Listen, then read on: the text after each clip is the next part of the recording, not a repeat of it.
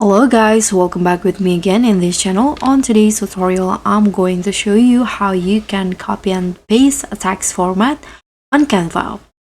So in here, I've already opened a design and I'm going to add a new one in here. But here, let's say I want to apply the same text format. So what you need to do is just click on the text and tap on copy, go to the page that you want. Now you can just click on paste. And just like that, the text format will be copied. You can just change the content, new text for example, and it will look exactly the same. You can do that, or here you can just, for example, I'm going to add new text first, and to apply the same text format, you can just click on a text that you want to copy its format, and here there will be this copy style option.